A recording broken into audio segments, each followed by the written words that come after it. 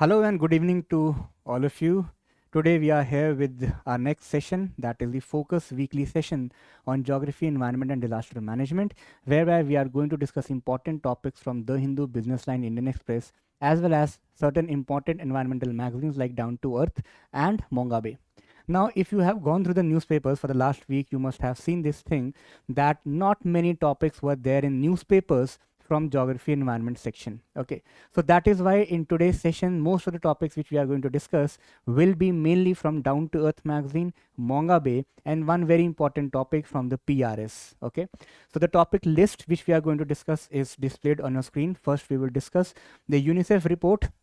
Why we are discussing UNICEF report? Because recently a very important conclusion has come in a report, that is the report has tried to establish a link between climate change and its impact on students and children. Okay, second topic is clouded leopard, and the third topic is endangered elephants. Now we know that wildlife species are very important whenever it comes to prelims examination, especially in environment and ecology section. And also, so that is why these two topics will be from the wildlife section. The first three topics are mainly from the prelims perspective. The last topic, that is a Disaster Management Amendment Bill 2024, this topic has been taken from PRS. Why? Because in the previous session we could not take up this topic, but this topic is very important when it comes to disaster management. Why? Because it is trying to amend the National Disaster Management Act 2005. So this last topic is mainly from the mains perspective, whereby we are going to discuss the important amendments which are there in this particular act or the particular bill.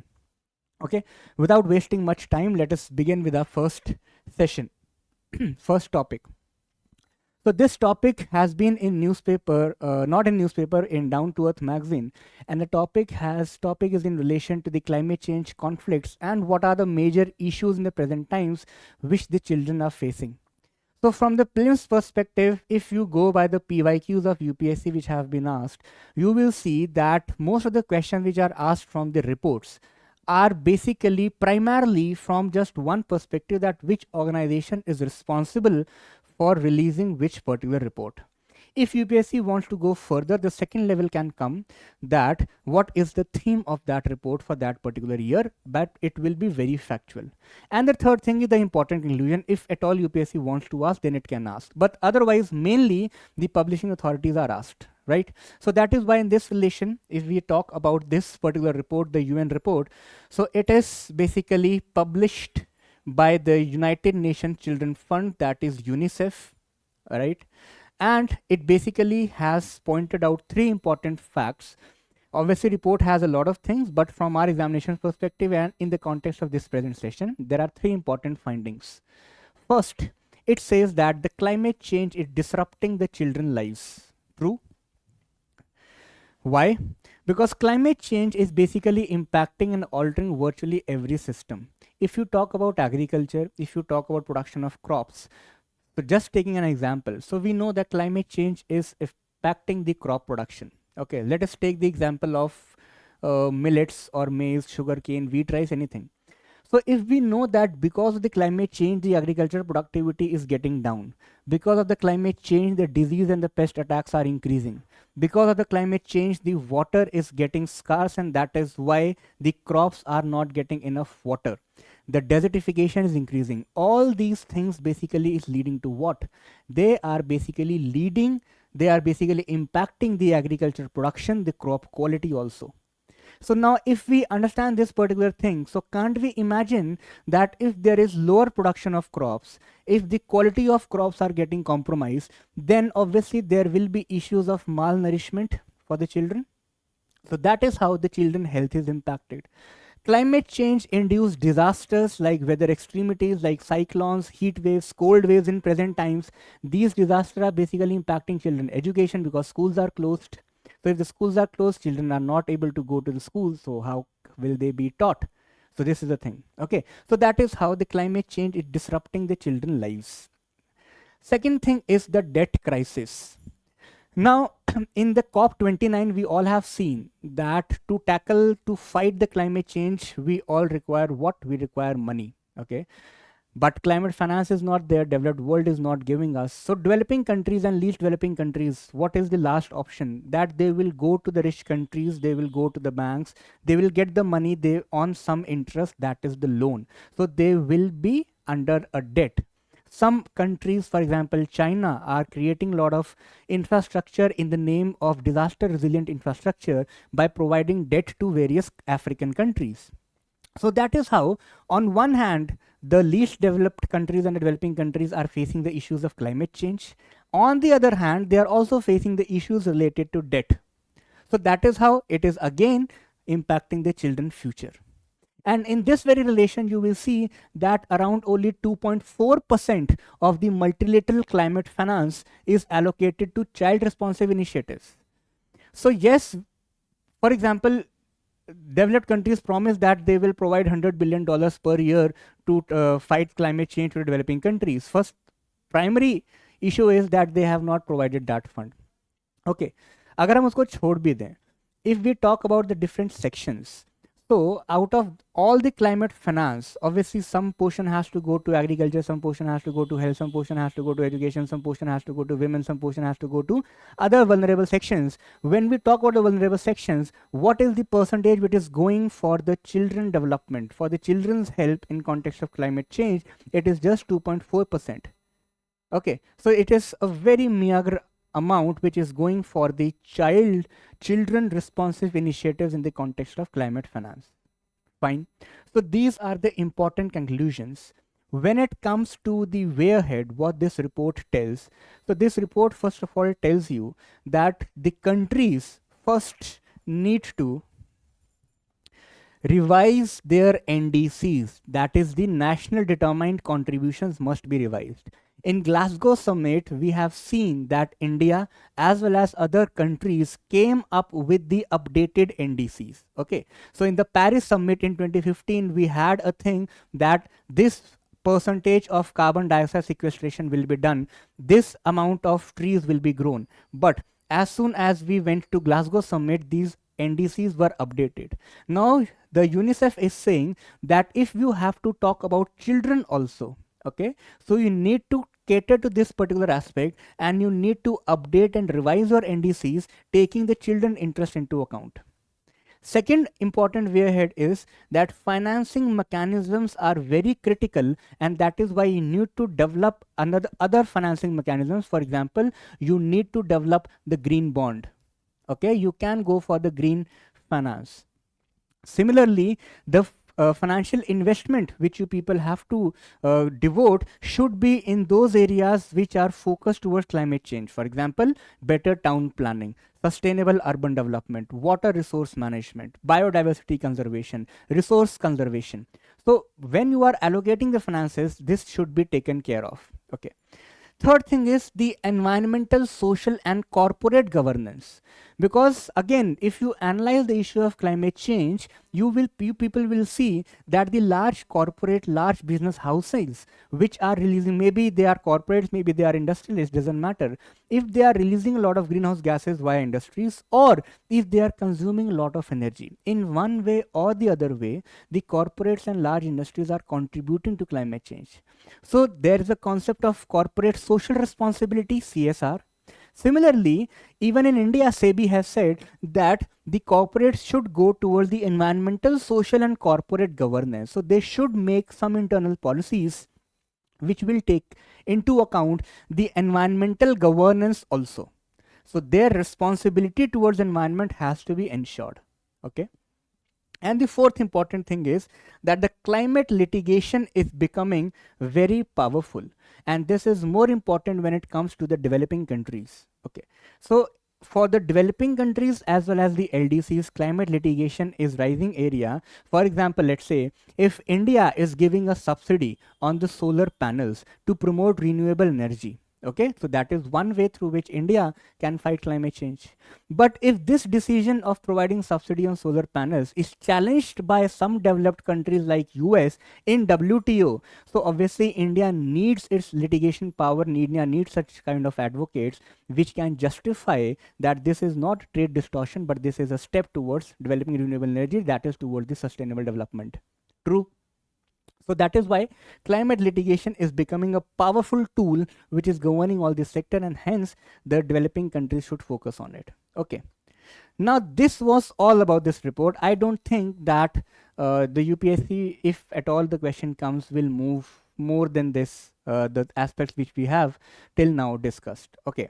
So the important thing is that the report is climate change, conflicts, digital inequality disrupting the children's lives. That is the UN report. It is published by United Nations Children's Fund. These three are the important conclusions, and these three are the important findings of the report. Some talks about way ahead for the developing as well as LDCs. Okay. Now let us move towards the next topic. In this topic, we are going to discuss about clouded leopard. Okay, so clouded leopard, one of the subspecies of leopard. We know that every year a lot of questions do come in the wildlife and biodiversity section, whereby they ask you some characteristic features related to various species. Okay, so here we have taken up clouded leopard to be discussed. First of all, when it comes to the distribution of clouded leopard, so distribution of clouded leopard is basically the Himalayan foothills from India, Southeast Asia, as well as the South China. From this picture also you must have seen that this leopard is in a very dense vegetation. Okay, so these clouded leopards are found in grasslands also. They can be found in shrub areas, and they can also be found in the subtropical as well as the dense tropical forest. So that means these leopards can be found in deciduous forest, especially the moist deciduous forest. They can also be found in semi-evergreen forest. Okay. So in moist deciduous forest, in semi-evergreen forest, in grasslands, you will find leopards. And this is a very, you can understand this in a fact that this is very obvious also, because grasslands will provide leopards a large areas where they can run. The forest will provide leopards a large amount of food resources, right? So this is basically the habitat. As far as the IUCN status is concerned, it is vulnerable. Then there are certain miscellaneous facts of this clouded leopard. For example, the clouded leopard has a very long tail. I'm sorry that the tail is not visible here. Okay, but it has a very long tail, and that tail is used by these leopards in order to balance when they come down from the trees. Another interesting fact is when they come down from the trees, their head is down. Okay, so if you see this picture, in this particular picture, you will see that the leopard is coming down from above on a tree with its head towards the surface. Similarly, here also the leopard is moving in the branch in this particular fashion. Now, why we are discussing it, we don't know, because UPSC tend to ask this question. I found this this statement and this fact very interesting about these leopards. So that is why I took this particular thing, because no one knew that UPSC is going to ever ask about wobbling and dancing movements of some species. Fine. So that is why I've taken this picture so that it gets imprinted in your mind. Now coming back to this particular thing. So it says that the Clouded Leopard National Park is there in India, and you need to remember the state. The state is Tripura. Where you people can commit mistakes? One, these two statements are very important. Clouded Leopard National Park is in which state? In Tripura. But the state animal, clouded leopard, is the state animal of which state? Meghalaya. So what UPSC can do is, or we can do is, in our prelims test series, that we can interchange these statements. Okay, two states are important for this leopard, Tripura and Meghalaya. State animal of Meghalaya, Clouded Leopard National Park in Tripura. Okay, so memorize these two facts. If we have to talk particularly about India's conservation program, so this species is there in the India's recovery program for critically endangered species. Now this is also important. The program is named as Recovery Program for Critically Endangered Species, but it does not mean that this program will include only those species which are critically endangered. Why? Because here we have seen that clouded leopard is vulnerable as per IUCN. Okay, under this program there are other species also. There is vulture also, there are other wildlife species also. Obviously we are not going to discuss it in today's session. Fine, these facts are clear to all of you. Okay, this is also we have seen, so let's move towards the third prelims topic. Again, this topic is from the environment and biodiversity section, talking about the elephants. Okay, again there are a lot of facts which are written on the screen, so I agree there is a lot of content, but obviously you have to read those content. Okay, my animation was not working today, so that is why it is there on the PPT. Now, if we have to talk about, see, primarily we can divide elephants into two branches. One is the Asian elephant, one is the African elephant. Fine. Obviously, living in Asian continent, living in African continent. We'll discuss the differences between Asian and African elephant also in the next slide. But first, African and Asian elephant. Within Asian elephant, you can further have the subspecies of the Asian elephant. Okay, so here you can see that you have Indian elephant, here you have Sumatran elephant, and here you are having Sri Lankan elephant. So these are the three subspecies of what? Of the Asian elephant. If we have to talk about the general characteristics, so it is like this. Indian elephant among all these three Asian elephant is the most widespread, and the IUCN status of Indian elephant is endangered. Okay, Sumatran elephant is basically critically endangered, and Sri Lankan elephant is again endangered. So be very clear that what question UPSC is asking. Is it asking about Indian or Sumatran or Sri Lankan elephant?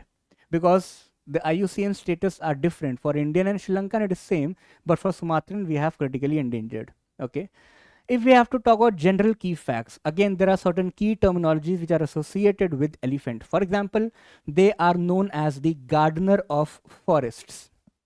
Gardener of forests. So what is the main work of gardener? Gardener basically, when it comes to the garden, so he plows the field, he sows the seed, and because of the gardener, those gardens are protected. Because of the elephants, these ecosystems are protected. Why? Because they are also known as ecosystem engineers, and they clear large areas of vegetation which allow the new species to come up. Okay, and that is the reason that why these elephants are also known as keystone species. What is a keystone species? So by the name you can guess, if you are not aware about this about this terminology, by the name also you can guess the species which is very important for an ecosystem to function properly.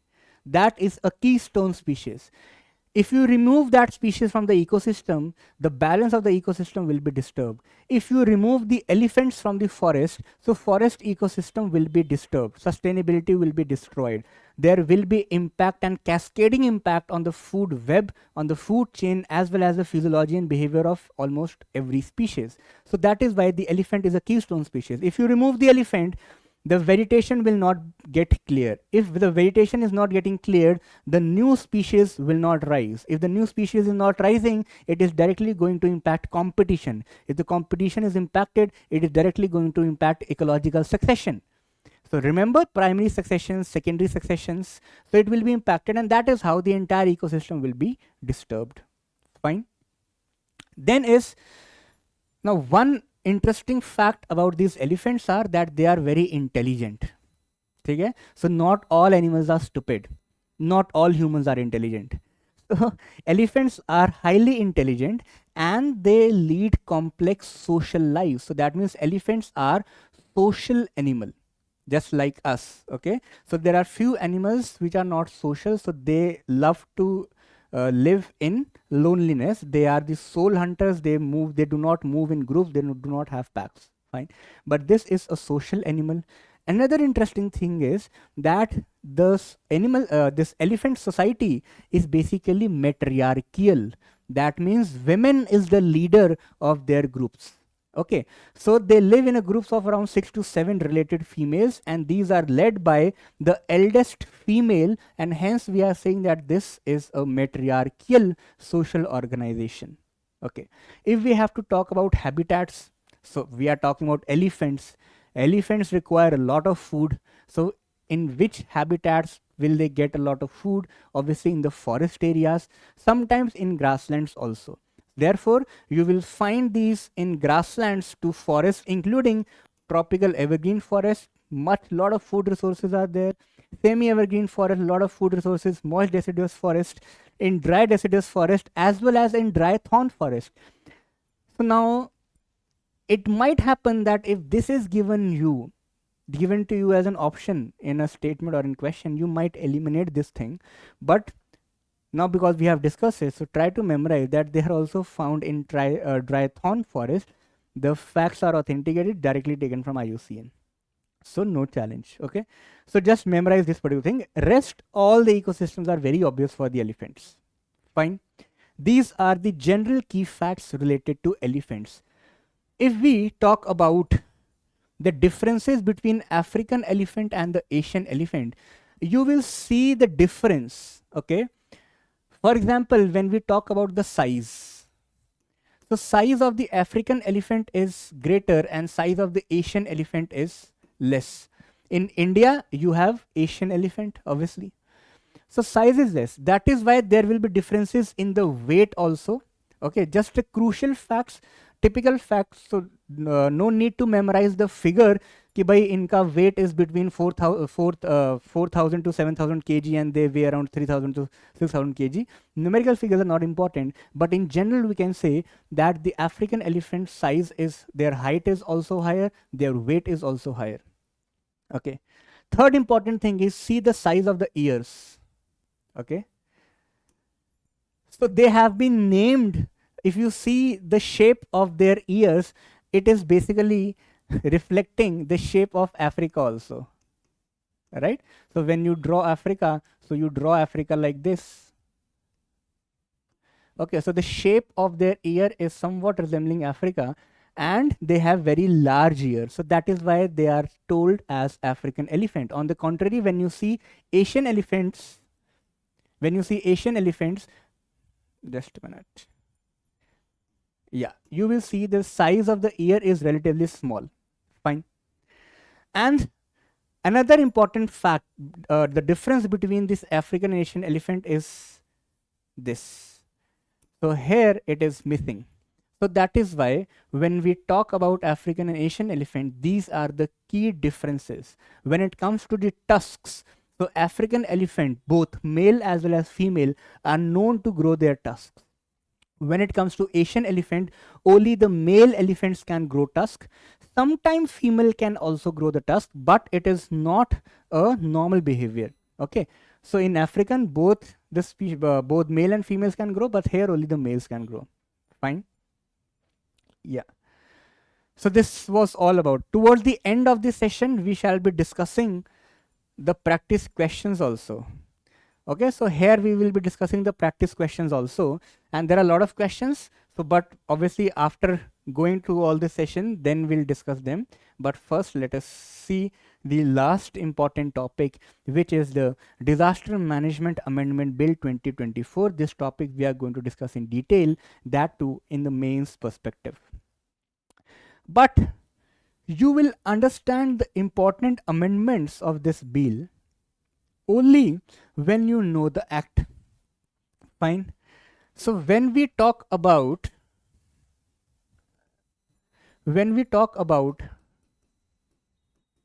the institutional and legal framework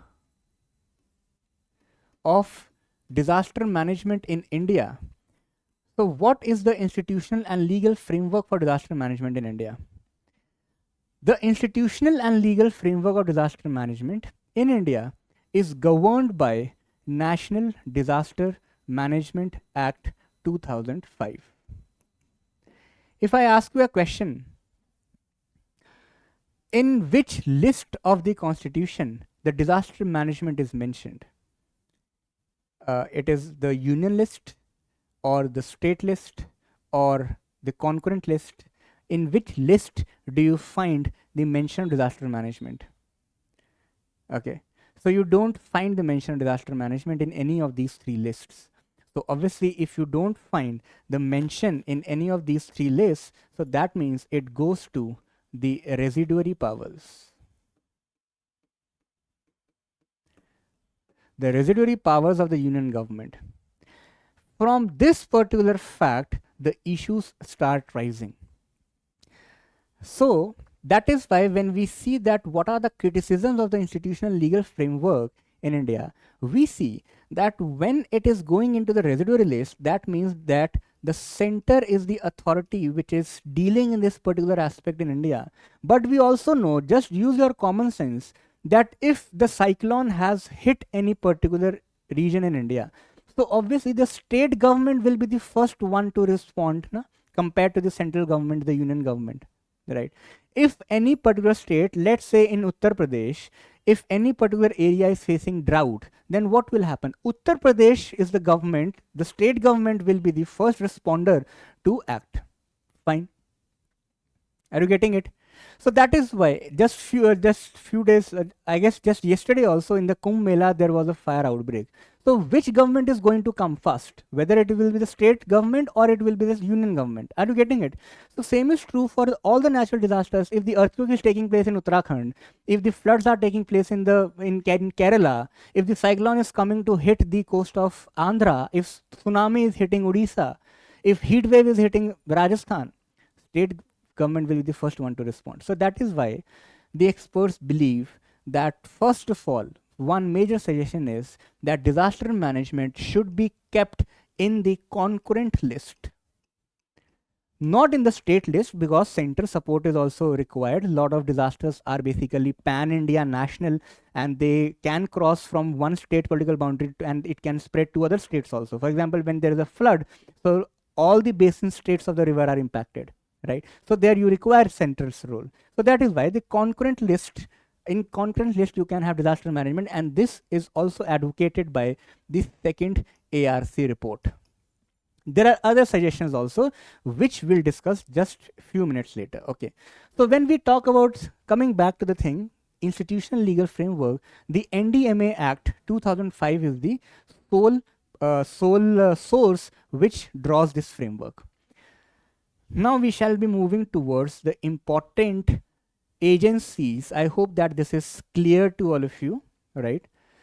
So we know that the institutional framework in India is there at the central government level, that is the central level, then you have the state level, and then you have the district level. So that means that this framework basically lays down the things for the unions level, state as well as district level, that is 3-tier structure is there.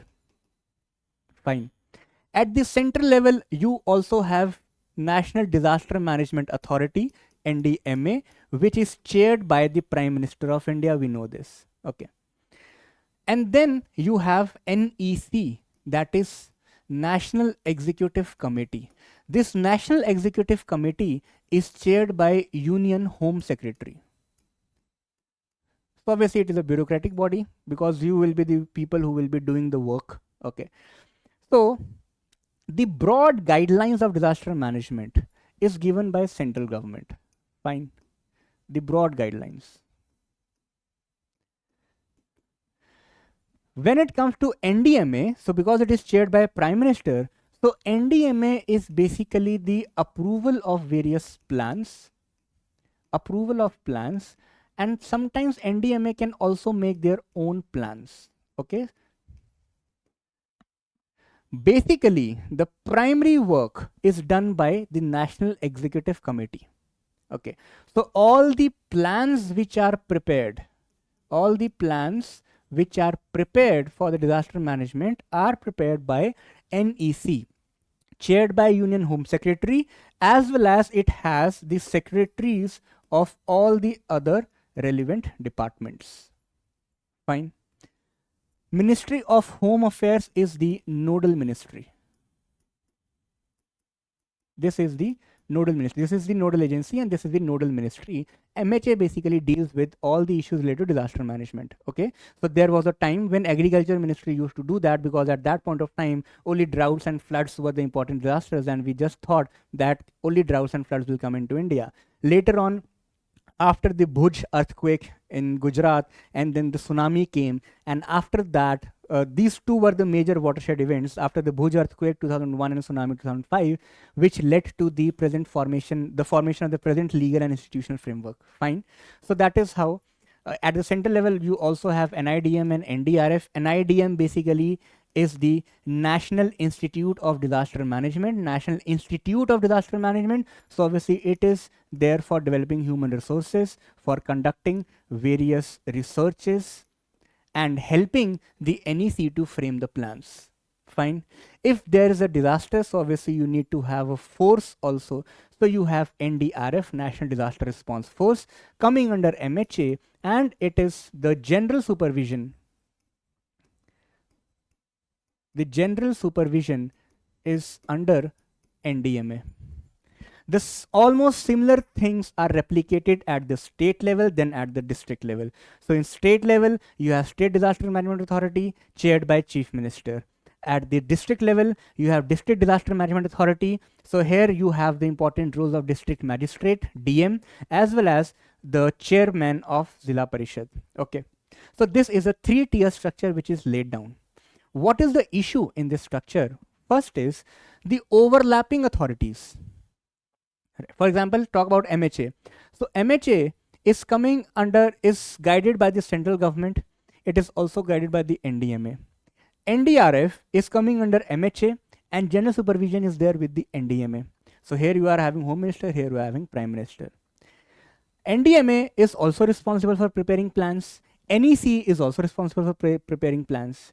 And you will be surprised to know that in India, we also have another important body, that is NCMC, National Crisis Management Committee. Now, National Crisis Management Committee is chaired by the Cabinet Secretary. Fine. So Cabinet Secretary chairs this. The role of National Crisis Management Committee is also overlapping with this national crisis. So if, let's say, if there is some railway disaster, some airplane disasters, or in fact the natural disasters are also crises, right? So in India, we have not delineated that which type of disaster is coming under which organization, which leads to overlapping and sometimes conflictory approaches. Fine. NCMC was established. NCMC is not there under this particular act. So be very sure that this NCMC is not having a statutory status. But when it comes to NEC, National Executive Committee, it is established within this particular act. Okay, clear to you? Now we shall move towards, this was the broad overview of the legal and institutional framework. Now we shall be moving towards the Amendment Bill of 2024, and towards the last we will see that what can be a way ahead further. First we'll see the differences. These are the features which are there in Amendment Bill. Okay. In the act we have seen till now that NEC as well as at the state level we have state executive committees. So NEC and SEC prepare the plans which is approved by NDMA or SDMA. This we have done just now. The amendment bill says that NDMA or SDMA, as the case may be, will be responsible for preparing the plans. In the act, the plans were prepared by NEC or SEC. In the amendment, the plans will be prepared by NDMA or SDMA. Fine. Okay. Second thing, in the present act, the broad functions of NDMA or SDMA are making a guidelines, rough guidelines for the plan, reviewing of the plans, and recommending of the funds. All these functions are there in the amendment bill also, but this amendment bill further increase some responsibilities and functions on NDMA and SDMA. For example, it says that regular stocks of disasters have to be maintained, that is, database has to be maintained. Which disaster hit any particular area? What was the intensity? What was the magnitude? What was the quantified loss of lives and property in that area? What led to that particular disaster? How we were able to manage it? What were the lacunas? What can be done? All the things. That is, you need to have a proper database for all the disasters, for all the areas, and that has to be updated on real-time basis so that you can have a data-based, evidence-based policies. Fine.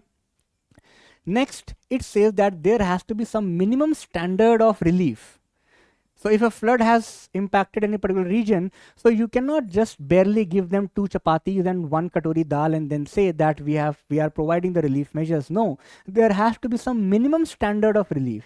At least basic medicines should be there. At least a required minimum amount of food has to be supplied. Health facilities, the minimum facilities of health has to be there. Minimum communication channels has to be established. Are you getting it? So there should be some minimum standard of relief. And then is the prior approval of the central government for NDMA regulations. NDMA can make their own regulations, but the approval of the central government is also required. Fine. Under this amendment bill, a new body has been envisioned, which is Urban Disaster Management Authority. So when we talk about the criticisms of the present framework in India, one of the biggest criticism is that not adequate responsibility and support and functions are given to Panchayati Raj institutions and local bodies, that is the tertiary level government. Not enough resources are given to them. And given the fact that now we see that in the wake of climate change, the urban cities are becoming hotspots of disasters. When you talk about floods, in general floods, those have different nature. When you talk about urban floods, those have entirely different nature. Okay, so the responses which you are going to take, the responses which you are going to do in the case of riverine floods, that might not work in the case of urban floods. That might not work in the case of urban splash floods. Are you getting it? So that is why, because urban areas are having altogether different nature of disasters. So that is why you need to have Urban Disaster Management Authority, which will be responsible for making the plans. This Urban Disaster Management Authority will be chaired by Municipal Commissioner and the Vice Chair will be the District Collector. Okay. Third important thing is, in the original act, here we saw that you had NDRF, but you were not having the similar organization at the state level. Okay, so state level mein you are not having SDRF. Yes, a lot of states have made their own SDRF, that's a different thing, but in the act it is not there. So that is why experts have come up with the opinion that under this amendment bill, the SDRF should also be established. Last important amendment is statutory recognition to NC. That is wrong. This is NCMC. Okay. So in the last slide, we have seen there was a body NCMC which was not statutory. Okay. It was not under this act and it was headed by Cabinet Secretariat. Now the second ARC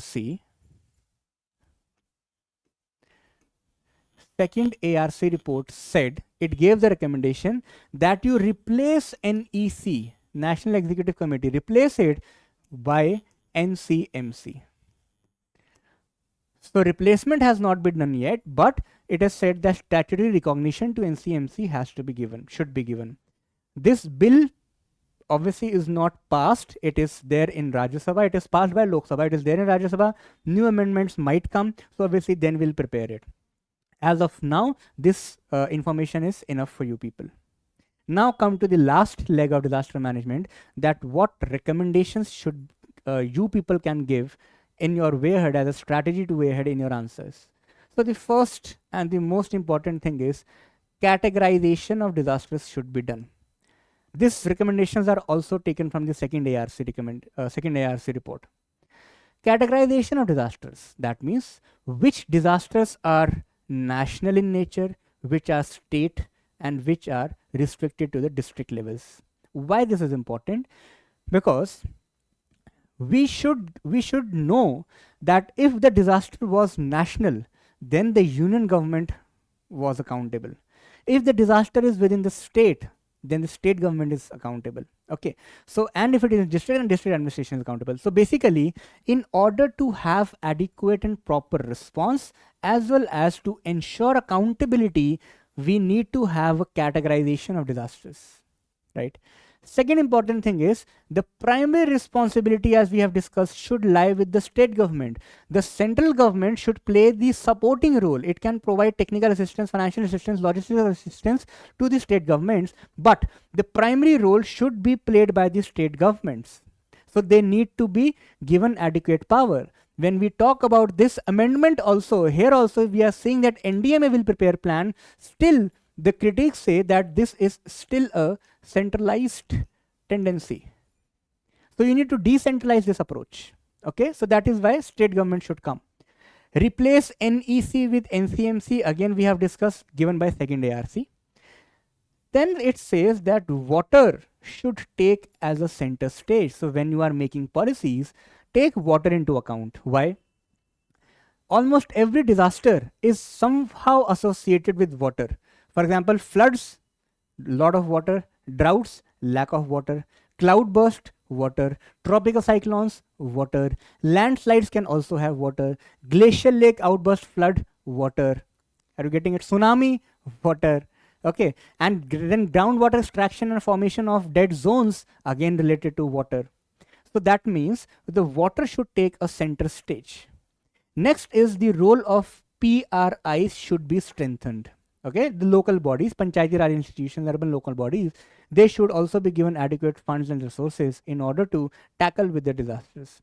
And the last one is that you should include disaster management in as a subject in public policy and public administration. So from the academic purpose also, disaster management as a separate subject should be included. Okay, ऐसा नहीं कि UPSC में 20 number का सवाल पूछ के छोड़ दिए 2 question. Fine. So DM, disaster management, should be a different subject altogether, and proper researches should be conducted. Altogether new discipline has to be ensured and the interest have to be generated. Fine. Okay. So this was all for today's session. Okay, we have discussed prelims topics also and the mains topic also. As I have told you, this week there was not many news in relation to the environment and ecology section, but the session is not over yet, because it is, I still need to test you people that what have you learned till now. Okay, so I have not given you practice questions after every topic, because I know that once you have read the topic and immediately if you are going to solve the question, then obviously you will give me the right answers. So now, because we have done all the discussions, let us try to attempt these practice questions. Give yourself 1 minute and try to attempt this practice questions. The questions are very easy. They can be solved from the discussions which we have done. So just try to attempt it. Okay, so the question 1 says is in relation to the Asian elephants. All these questions, 4 questions, are from the Asian elephants. So first, Asian elephant is critically endangered. Is it true? Was Asian elephant critically endangered? We have discussed it. No. Second, unlike the African elephants, both the male and female Asian elephants have tusks. This is also incorrect. African elephant, both male and female, can grow their tusks. When it comes to the Asian elephant, only males, sometimes females, but not in general. India is home to more than 50% of the world's wild Asian elephant population. This is true, and hence option C3 only will be the correct answer. Fine, so this one is correct. Practice question 2. Which of the following states in India is not a part of natural habitat range of the Asian elephants? Now we have not discussed it, but ठीक है, try to attempt it, have a guess. Easy है. In Kerala, Rajasthan, Karnataka, Odisha. Obviously Rajasthan should be the answer. Rajasthan is having an arid and semi-arid climate. The elephant will not get enough food to eat. Right? So in Kerala, in Karnataka, in Odisha, you have forests. So there are food resources. So elephant will get it. Not in Rajasthan. Third question. The Gaj Yatra initiative. Okay, so from the schemes, the Gaj Yatra initiative is associated with which of the following? Promoting ecotourism in elephant habitats, creating awareness about protection and conservation of elephants, establishing new elephant reserves, and tracking illegal ivory trade. So B is the correct answer. All these statements are related to the elephants, but when UPSC writes that you have to pick up the most appropriate option, so obviously you can tick any one of these. So B should be the answer. Fine, because it is the most holistic in nature. Question 4th. In the context of the Asian elephants, which of the following statements are true about the ecological significance? 1. They are the keystone species. Yes, we just read it. 2. They constitute to seed dispersal and maintenance of forest ecosystem. True. 3rd. The grazing patterns help maintaining grassland biodiversity. ये तो आसान है. So D 1 2 3 will be the correct answer, right? Next. Yeah, so all these answers are marked over here. Fine. Try these two questions also, fifth and sixth question. These questions are in relation to the clouded leopard. First one, clouded leopards, then you have the protected areas. Consider the following statements of clouded leopard. 1. The clouded leopard is classified as endangered on the IUCN red list. Now you people have to tell me, so you can write it in the comment section also. Okay, so think about it. I'm not telling you the answer. Second, it is the state animal of Meghalaya. So remember, we did two states, important states. One was Tripura, one was Meghalaya. One was the state animal, one was the clouded leopard national park. Third, clouded leopards are found only in the eastern Himalayan region of India. Think about it. Is it only in the eastern Himalayan region of India, or you can find it in some other states also? So think about it and then attempt it. Okay. The last question is, the protected areas and states are given. You have to just find out the correct ones. One is the Pakke Tiger Reserve, Arunachal Pradesh. Second is Dampa Tiger Reserve, Mizoram. And third is Balfakram National Park, Nagaland. So are all the three statements correctly marked, or is there any incorrect among these? Yeah, so this one is incorrect. Okay, this is not in Nagaland, it is in Meghalaya. So that means 3 is incorrect and 1 and 2A will be the correct answer. I have not given you the answer for this question, so attempt it and write it in the comment section. Fine. Yeah, so that is all from my side. If you people still have some doubts, just write it in the comment section. I will be very happy to answer them. And that is all from my side. Thank you. All the very best.